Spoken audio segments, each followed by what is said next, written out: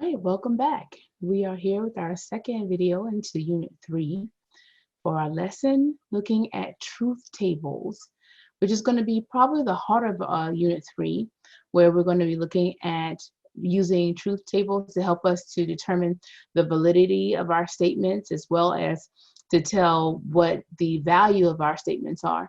So the truth values, our tables are going to be something that's really going to be important for you to know how to construct a truth table, know what the rules are, and being able to use these in various ways. And we're going to look at those right now with these this particular lesson.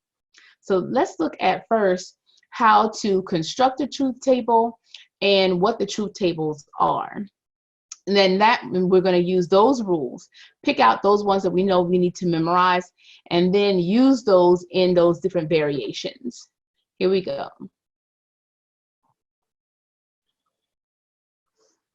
All right, so what I'm going to do is add in a sheet here that you do not have in your lesson. And this is a sheet that is going to show us the different truth tables. We're going to look at, in this particular lesson, what's going to be considered, I guess, homework 12 for us, which is going to talk about the compound statements, our truth tables, which is broken down in conjunction, disjunction, conditional, biconditional, and the negation. You already looked at negation, but we just haven't looked at it in the truth table form. And then seeing how it works in our truth table form, the wording that we're going to use for it, and then the symbols. We're going to see how those symbols correspond to our Unit 1 when we were looking at our sets and how it all kind of merges together. So we've already familiar with some of these things. And then the definitions, how they actually come over as well. Let's go ahead and look at the negation. Now, we already know that the negation is the opposite of what the statement is. So, excuse me, P and Q. So when we're talking about truth tables, we're talking about simple statements. So those simple statements we learned in our last lesson, where we actually looked at them in a sentence form, okay, a statement form. So now we're looking at them in a symbolic form, where we use the letters P and Q. So P, Q, and R are what we use, letters we use to represent our simple statements instead of writing the words out in the all the time. So writing out those simple statements can get a little cumbersome. So we rename them as these letters because it's easier to write. So you'll see when they say, okay, let this simple statement right here represent the letter P, or let this simple statement represent the letter Q. Okay, so what we're going to do is let P represent a simple statement, and they want us here to negate that simple statement. So the negation is going to be represented by this symbol, tilde. Now, we looked at this in our last unit, okay, tilde, which means not. We also looked at it in Unit 1 as an asterisk or an uppercase C, right? So we said what is, not in, right? So the word not representing. So if you remember, it represented something in our Unit 1 with our sets. Okay, you probably remember. So tilde is going to take the place of that C or that mark, okay, that represents the word not, or taking the negation of.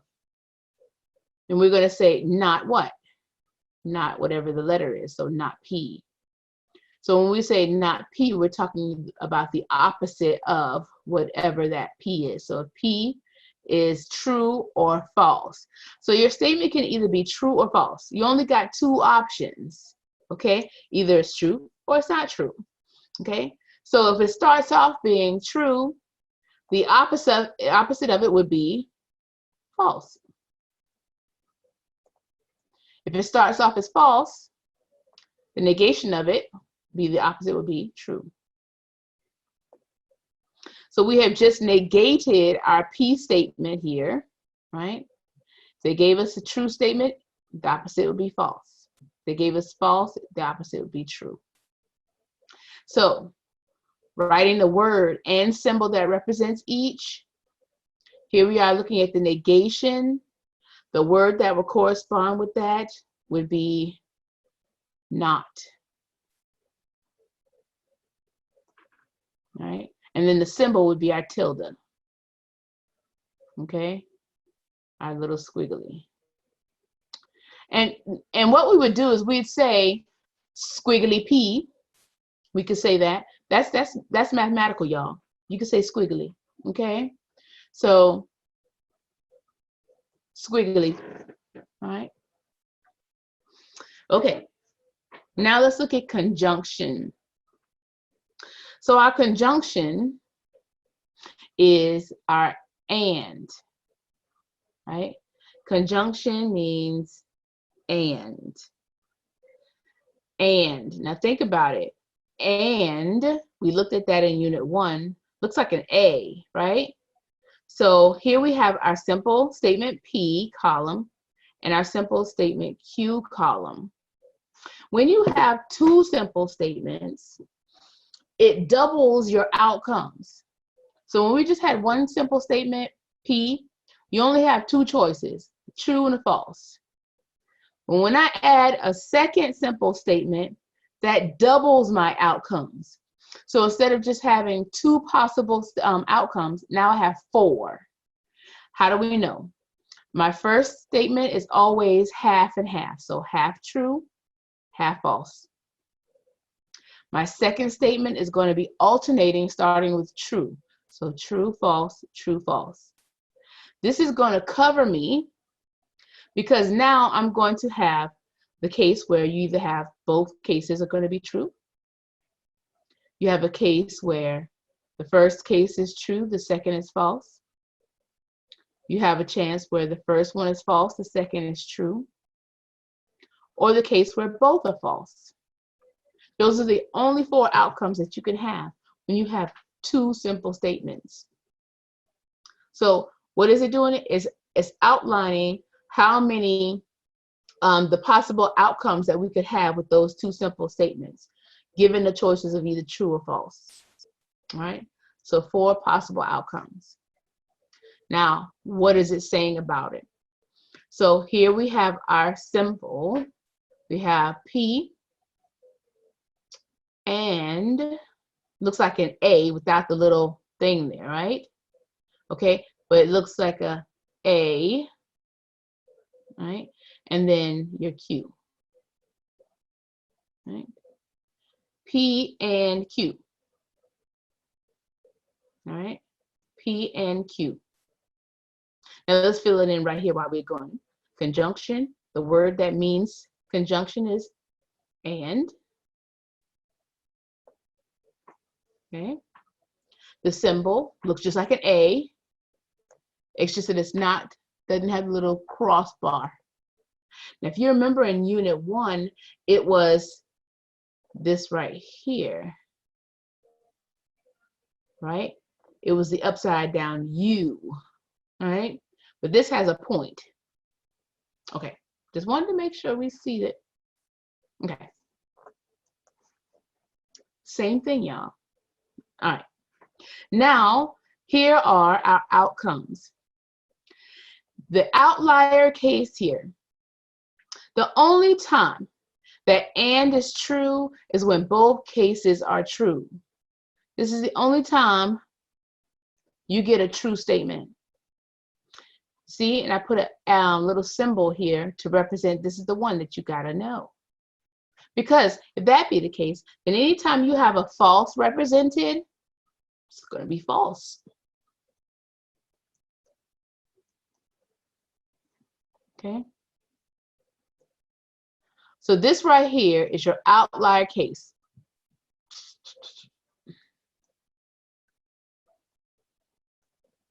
So if you know this one, then you know the rest of them, won't you? Because it's the only case that really matters. If you know this one right here, is the only time you get a true statement with and, then you know that anything else that pops up has to be false. Okay, that's less stuff for you to memorize, y'all.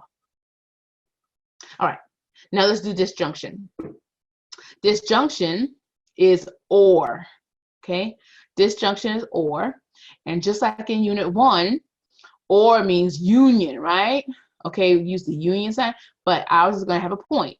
So we have P or Q. Similar, right? So the word or, and then here, that symbol. So now if we look, you have again the same setup. I'll go through it. Your first case, always half true, half false. Your second case, alternating with true, false, true, false. That covers all your possible cases. And here, the only time you get a false statement is when both cases are false. Any other time that a true statement is present, it'll be true. Do you see how that's opposite there? So this case right here is the only one that you need to know. Again, I put that symbol there so you'll know it. So know this one.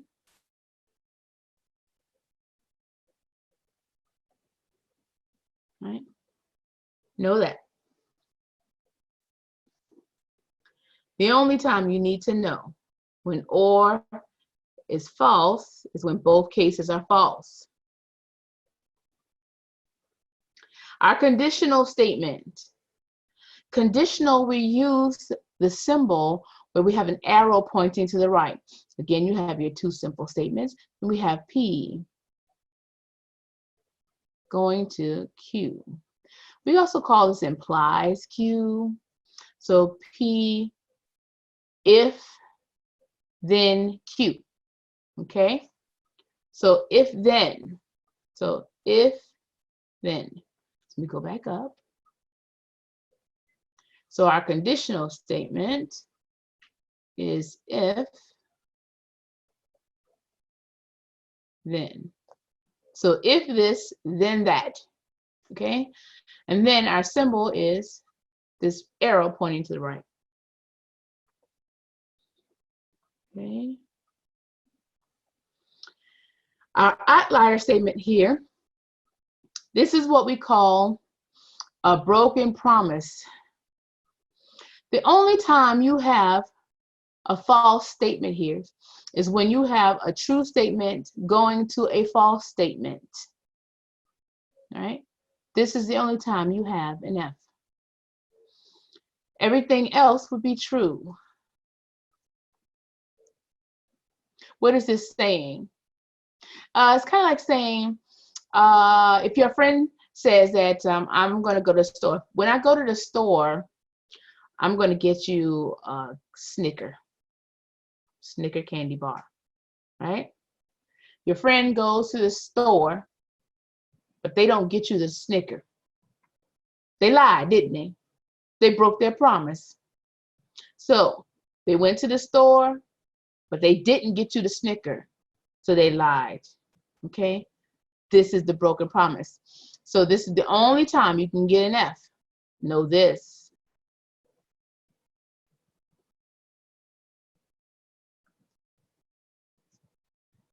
Right. And then our last one, biconditional. So biconditional has two things you can remember. Biconditional means the double arrow pointing in opposites, both opposite directions. So you have P, biconditional Q there.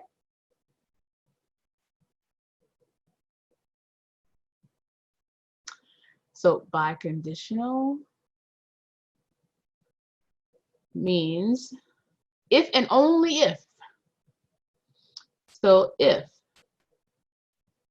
all right, and only if this happens, if and only if.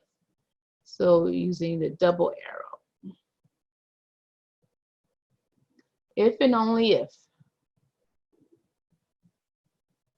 So biconditional is true when both cases are the same value. So when you have two truths or two false, they're both going to be true. Anything else, false. So these two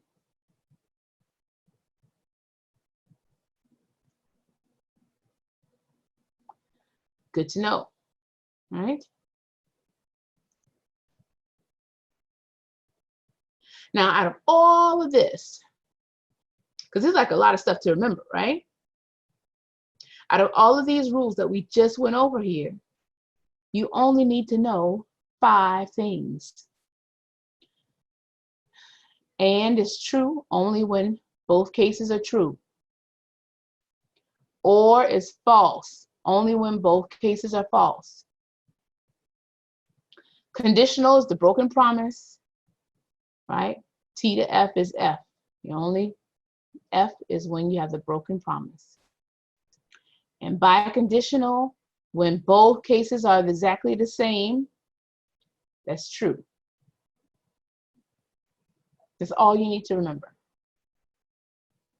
Now, remembering your symbols that go along with them and the wording. Okay, you need to know this. We already know what negation is. I think we're okay with that. So this is where it's all coming from now. Okay, so I had to spend some good time on this because this is, if you want to say it, the root of all evil. This is it. So you need to know these rules. Okay, so now let's take it on back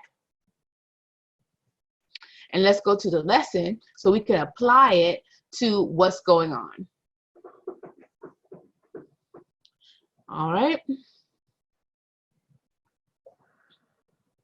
So now let's look at some compound statements and some filling in of our tables. So with our compound statements, we're going to evaluate those using those truth values that we just learned. So they say they want us to evaluate the compound statement. Here's what a compound statement is. A compound statement is 2 or more things being put together by some symbols. Okay, compound statement. And what we're doing is we're doing just like we would in a math class. They're going to give us some values to plug in, and we're going to replace them, and then we're going to work them and get an answer at the bottom. That's it. So it says, suppose that P is true, Q is false, and R is true. Evaluate each of the following. So here's our first statement. P and not Q and R. So first what we're going to do is we're going to replace these P, Q, and R with the T and S that they gave us. Just replace them like normal. Now feel free to write it on the side so you can clear it up. They're telling us that P equals T, Q equals F, and R equals T. That way you kind of, have a little streamline. So I'm replacing now. So I have in the same structure now, don't change the structure. We have T and not Q is F and R is T. Okay, I've just replaced my P, Q, and R with my T's and F's. Now, just like order of operations and everything, we're going to work it just like that. So order of operations says take care of the parentheses first, right? So here we have some parentheses. We got to take care of that stuff on the inside first. We have this negation. Take care of your negation first. So here we have T and what's negation of F? That's the opposite T, right? Make sure you transfer everything down that you're not using until you use it. Now let's take care of the parentheses. T and T.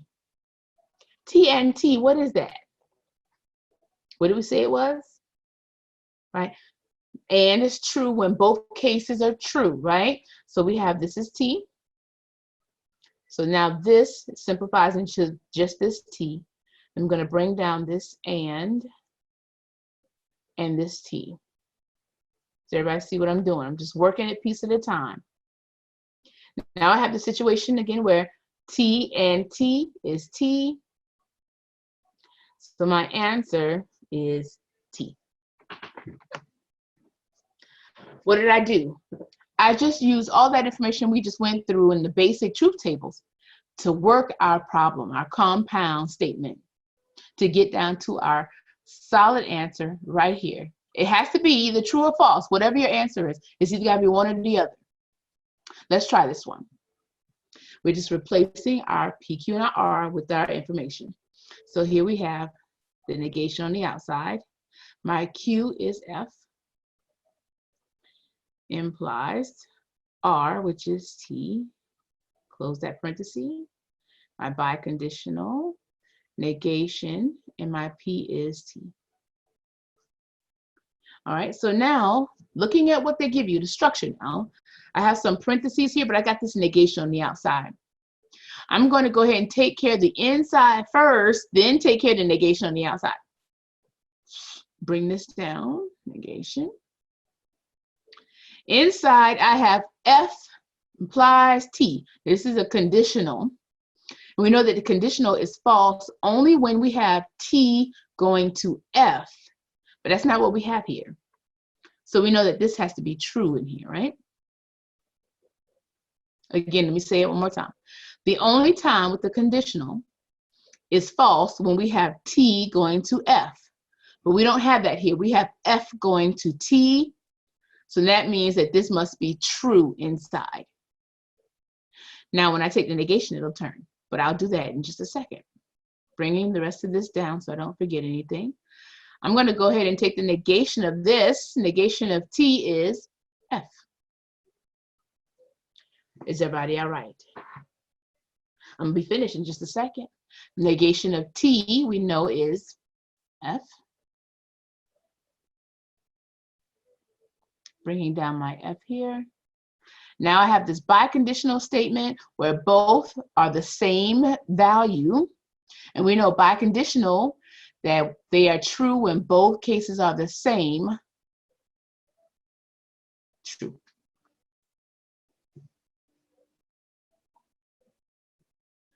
Do we see what we're doing? Okay, pause the tape right here and try these next two. Again, we're replacing what we know, right? What they're telling us, and then evaluating it. Go back and look at the truth tables that we did in order to get your footing with your rules, because we just learned them. And then we'll come back.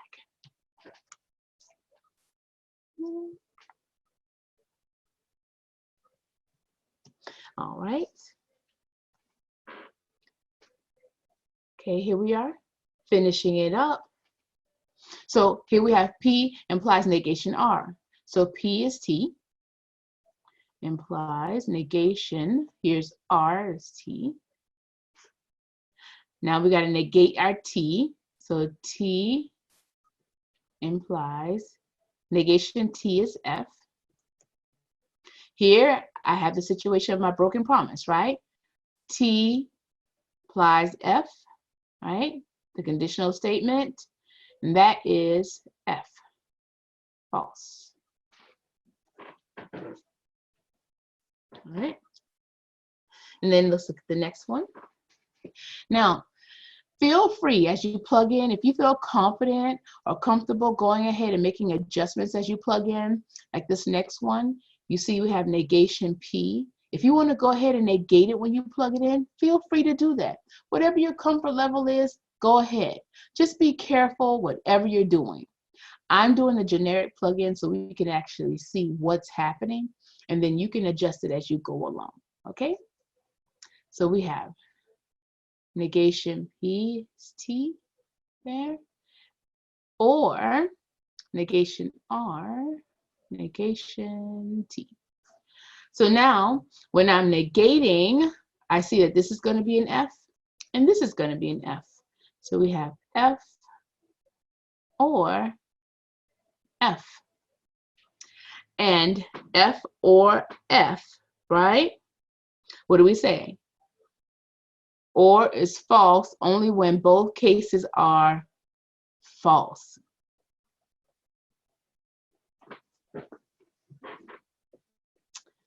All right. So being able to remember our rules. This is where our flashcards come in at. This is where our muscle memory comes in at. So if you're writing it down, write it. If you're using your flashcards, do it. If you're verbalizing it, I recommend that whatever you're doing, verbalize it as you're doing it. And that's going to help solidify those rules in your mind. Okay? Let's look at how it looks in the table.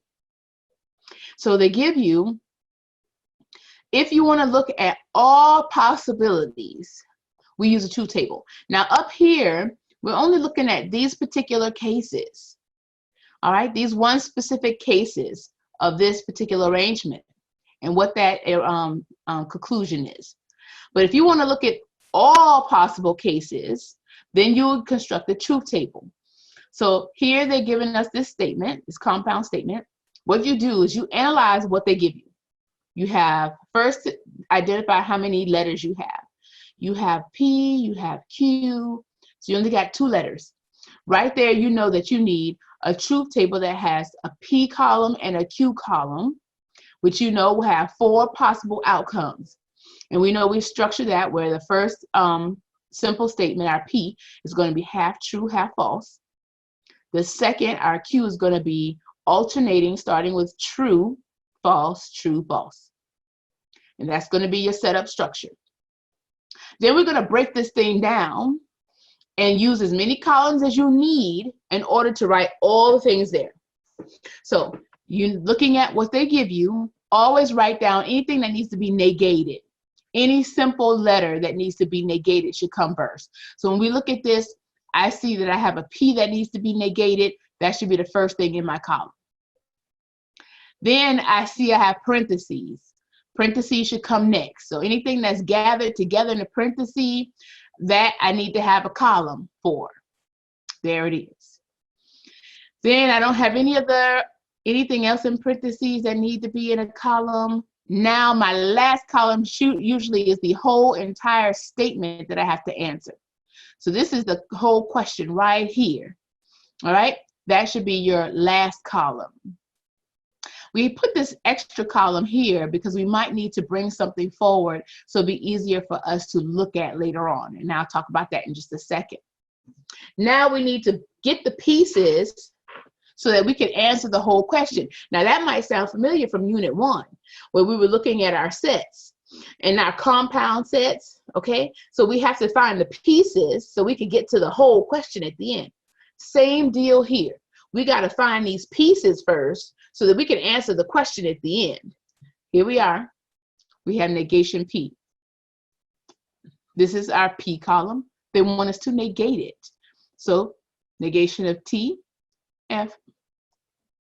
T is F. Negation of F, T. Negation of F, T. Negating a simple letter should be very easy for us. Now they want us to answer this question, negation P and Q. So now we need to look at the column we just found, negation P, and the Q column. So we're looking at both these columns here. And then we're going to look at the AND solution for them. So remember, AND is true only when is it? When both cases are true. So what you're going to do is look for the outlier case. This is going to help you go faster and be more accurate with your answer. So look at both your columns and go down. And you're looking for the outlier case. The outlier case is when both cases are true. That's when you're going to get a true result. So here, no, they're not both true. Not both true. Look, both true right here. I know I have a T right there. And this is not both true. So this is the only time I'm going to have a true in this column. That means that everything else has to be false. So I don't even have to look at them, right? Deeply, I know that they're going to be false. I know they're going to be false because the only outlier case that proved to be true is that one right there, that third one. Make sense? Okay, now that we have both the pieces that we need to make the whole, right? We have this part right here. We needed to find this, so we can find this. Why did we need this? Because it was the first part of our main statement. And now we need to couple that with our P. Now our P is way over here. All right, so that we can bring it together so we can make sure we're looking at the right column, I'm just going to transpose this P column, this one right over here, so I can put it closer to my eye. And sometimes this really helps us, because sometimes we'll start looking at the wrong column and we'll match up the wrong thing. All right, so I just brought my P column over so I can look at this going to this. Now, why is this important? Because this symbol right here is our conditional statement, and this is the only symbol where order matters. So remember, the broken promise is T going to F. So it's important that we look at this column, all right, this part here, going to our P. Very important. So we're looking for T to F to give us an F. That's our outlier case. So now I'm going to go and look at these two columns. They're in the right order, here, going to here. And I'm looking for a T to F, and that's going to give me my F. And I'm going to put that one first. So T to F, no. T to F, no. T to F, look, there's a T to F right here. I know I got an F right there. And no T to F. So this is the only case here where I'm going to have a T to F. So that means everything else got to be true. So the only time I'm going to have a false is right here. Everything else has to be true. I don't have to go and look at every single case and be like, okay, false is true. I think that's true. Okay, false. Okay, I think so. Yeah. All I need to do is remember that outlier case and look for the outlier case and fill that in. And once I fill in that, everything else falls into place because my answer has to be either true or false. And once I get that outlier case in place, the other ones have to be the opposite. All right? So here's my answer. It's my answer right there. These are the answers to all the possible cases for this particular compound statement. Now, if all of these cases turned out to be true, like every single value in here was a T, this would be called a tautology. A tautology simply means that all possible cases in this particular compound statement turned out to be true. Okay, and it's called a tautology. Here we don't have this because we have that one F in there that broke it all up. It was almost there though. All right, so they may ask you, is your answer a tautology? You'll know because if you have all T's, you'll say, yes, it is. If you don't, then you'll say, no, it is not. Okay, let's look at C. Here's our next compound statement. Let's evaluate it. All right, they give us P or, right? Then we have not, and then in parentheses, P, if and only if Q. Now, first things first, do we have any simple letters that need to be negated? Nope. Then we're looking for stuff in parentheses. And it looks like we have this right here in the parentheses. We need to find that. So that should be at our first column. And it is P, if and only if Q. Then we need to negate that thing. So that should have its own column. There it is. They want us to now negate it. And then it looks like that's everything. So then our final whole statement should be in the last column. And it is. So we can answer the final question. All right, now let's answer it. Here it is, if and only if now. And we know that if and only if is true when both cases are the same. So here we have our P column and our Q column. So we know that it's true in this first case. And we know it's true here in the last case. So we know that the other ones have to be false. Okay. Now they want us to take and negate this column right here. So what we found here, we're just going to negate it. So negating this, we get F, T, T, F. We just simply change the value. Now that we've had this column, that's the piece that we needed in order to answer the whole question. The question says P or this statement. So here's my P right here. So here or here. Now, or is false only when both cases are false. So now I'm looking for two F's to pop up. So remember, I'm looking at this first column here and the column that I just found. Looking for two F's. So that's a T and F, nope. T and T, nope. F and T, nope. But here's F and F right there. That's a false right there. That's the only F I got. So the rest of these must be true. And here's my final result.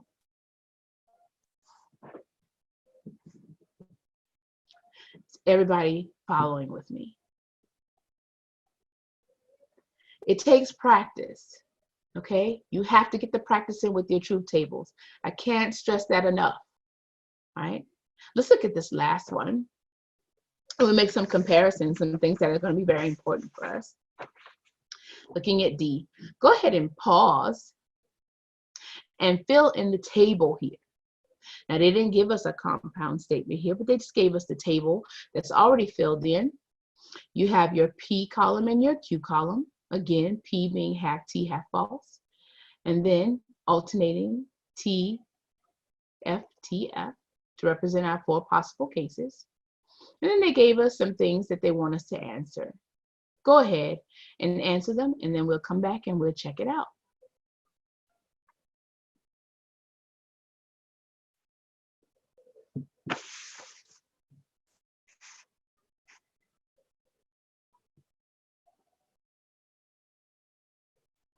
Okay.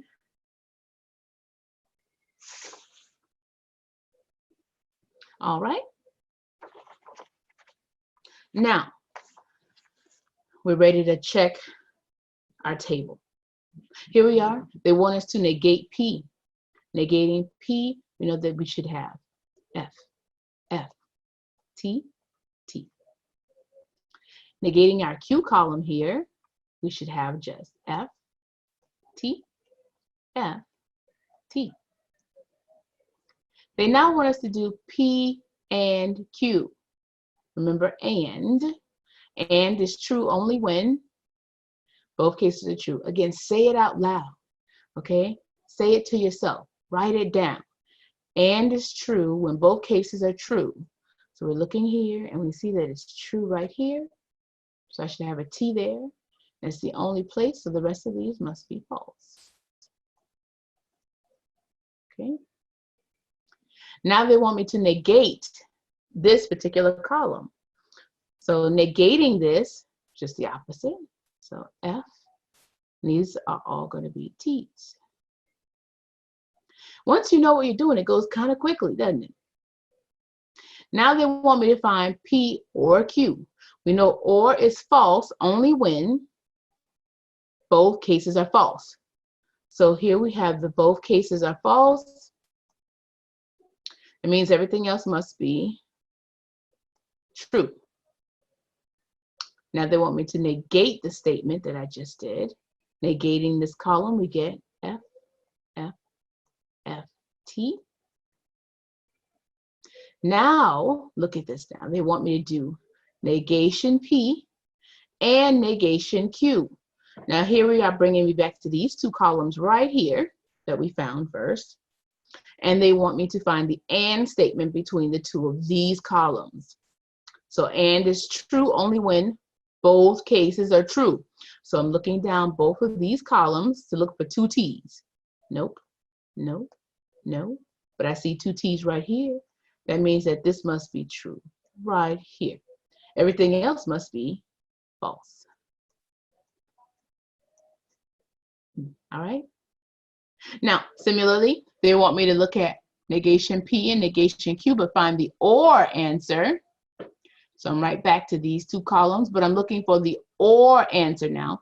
And or is false only when both cases are false. So I see two F's to lead off right there, and that's F. Any other ones? F? No. Nope.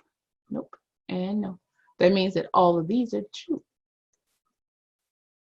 So remember, I don't have to give any deep thought to them, right? Because once I get that outlier case filled in, everything else has to be the opposite. All right, so we filled in our table. Let's make some observations. Look at what's happening here.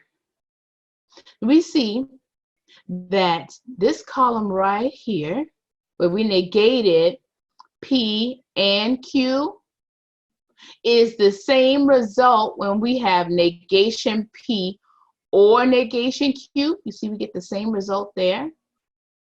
So right here, these two things are equivalent.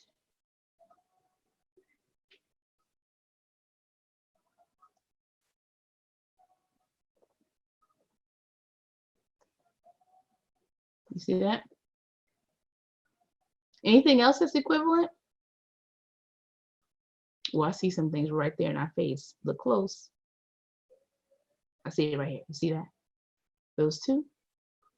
When we have the negation of, right, P or Q, it's equivalent to negation P and negation Q. So these are equivalent.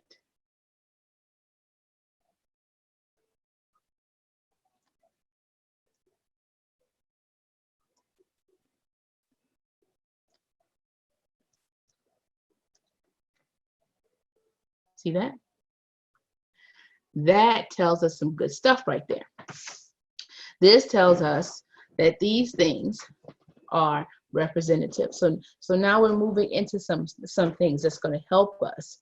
Okay, it's going to help us to see some things that's going to when we start writing some more statements, start transitioning, we're going to see that we can use these things, these shortcuts, so to speak, to know that these are equivalent. And they're going to ask you to write some equivalent statements, right? And this is going to do it. Okay, so now go ahead and practice.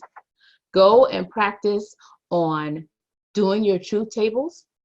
Practice on writing out, looking at your memory sheet, looking at the rules, looking at your flashcard sheet, going ahead and setting those things up, looking at doing your compound statements, getting that practice in. And when we come back in our next statement, our next lesson, we're going to bring some words into it so that we can see the transition or the correlation between the symbols, the letters, the words, and what it means to write those things.